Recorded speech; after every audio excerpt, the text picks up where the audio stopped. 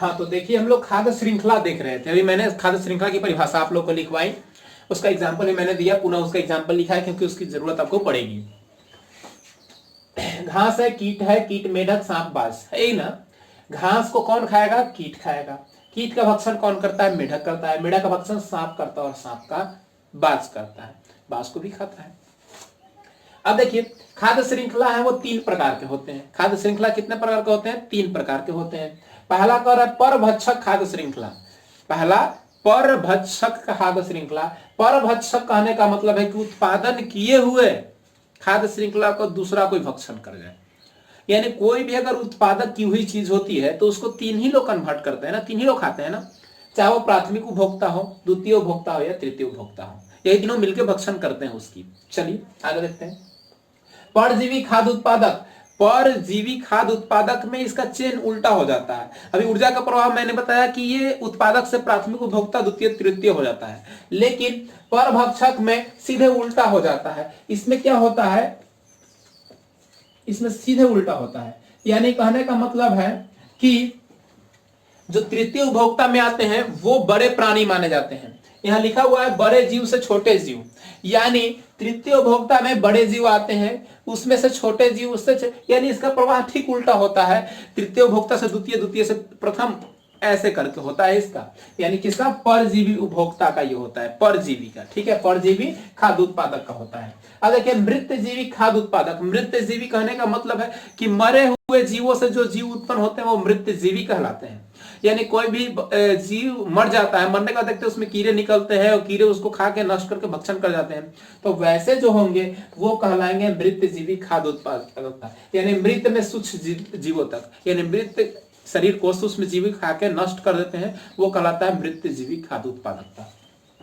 अब देखिए आगे कर रहा है घास का पारितंत्र श्रृंखला। आपने देखा ही होगा, घास का देखे ही हम लोग। घास कीट को खा रहा है, घास को कीट खा रहा है, कीट को मेढक, मेढक को सांप और सांप को बाज खा रहा है। यह है घास का पारिस्थितिकी जाल, या इसको आप कह सकते हैं खाद्य श्रृंखला की। अब हम लोग को पढ़ना है खाद्य जाल। क्या पढ़ना है? खाद्य जाल। मैंने बताया था कि खाद्य श्रृंखला के बाद हम लोग खाद्य जाल को पढ़ेंगे। खाद्य जाल की परिभाषा आप लोग लिख लीजिएगा।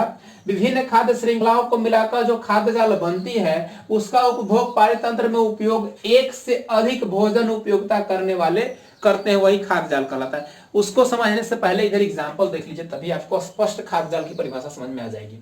खाद्य जाल की आपकी परिभाषा को स्पष्ट समझने के लिए आपको इधर आना होगा।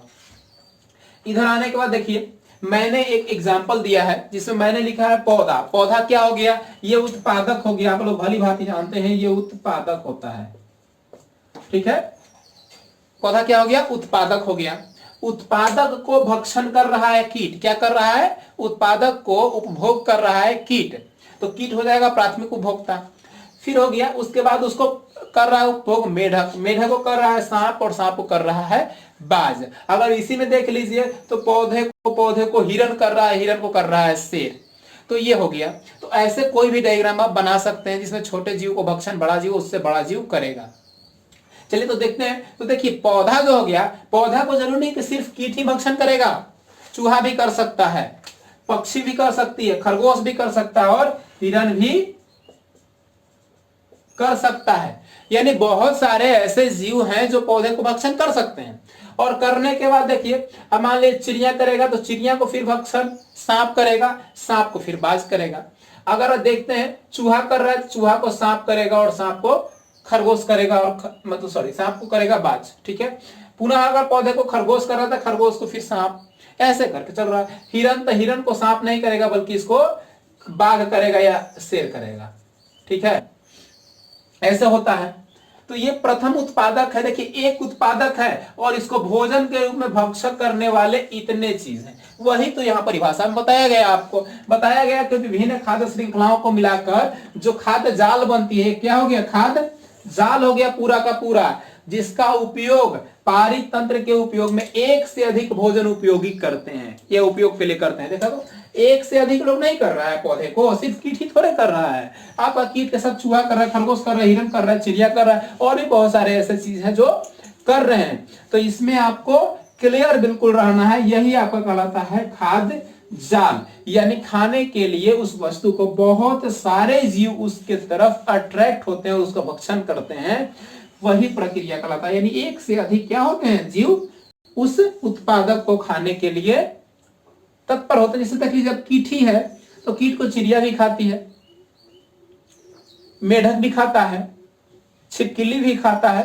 बहुत सारे जीव हैं जो खाते हैं, तो वो भी हो जाएंगे आपका उपभोक्ता। तो वहां उत्पादक क्या हो जाएगा, मेढक कीट हो जाएगा। और कीट किससे अपना भोजन चलाएगा, तो पौधे से चलाएगा। तो इसके लिए इसमें क्लियर रहना है, कंफ्यूजन में बिल्कुल नहीं रहना है। और अगर एक बार में नहीं समझ में आती है तो बार बार वीडियो को देखिए। अगर लिखना है तो उसको पॉज करके रोक के आप लिख सकते हैं बिल्कुल स्पष्ट। तो जो भी पढ़ाई होती है उसको अगर एक बार में नहीं समझ में आता है तो बार बार उस चीज को आपको रिपीट करना है, उसको ध्यान में रखना है और नोट करते जाना है। उस चीज को नोट करेंगे, लिखते जाएंगे। अब आपकी क्लास का आज आप लोग लिखेंगे क्वेश्चन।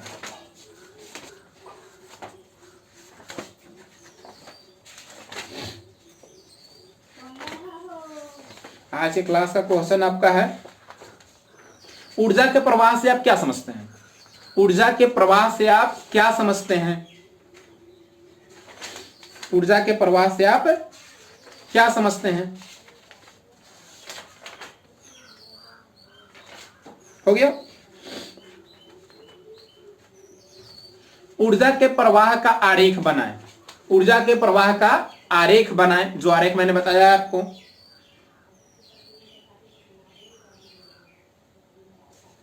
अगला लिखिए, उपभोक्ता किसे कहते हैं और ये कितने प्रकार के होते हैं? उपभोक्ता किसे कहते हैं और ये कितने प्रकार के होते हैं? उत्पादक किसे कहते हैं और ये कितने प्रकार के होते हैं? उत्पादक किसे कहते हैं और ये कितने प्रकार के होते हैं?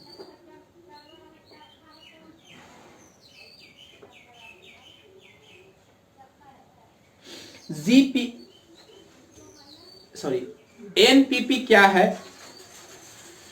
और एसपीपी क्या है? एनपीपी क्या है और एसपीपी क्या है, परिभाषा दें।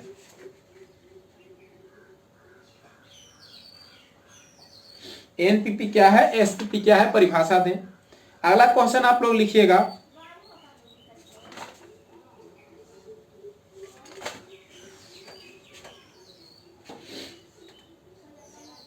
खाद्य श्रृंखला कितने प्रकार के होते हैं, सभी के बारे में लिखें। खाद्य श्रृंखला कितने प्रकार के होते हैं, सभी के बारे में लिखें। यही आज का आपका क्वेश्चन है, आप लोग इसको बनाइएगा। कल हम लोग अगले अध्याय को पढ़ेंगे। आज तो भाग आपका 6 तक हो चुका है ना, कल भाग 7 हम लोग पढ़ेंगे। घर में रहिए, सुरक्षित रहिए, यही शुभकामना है। और घर में रह के पढ़ाई कीजिए, लोगों को जागरूक कीजिए, खुद भी जागरूक होइए। जय हिंद, जय भारत।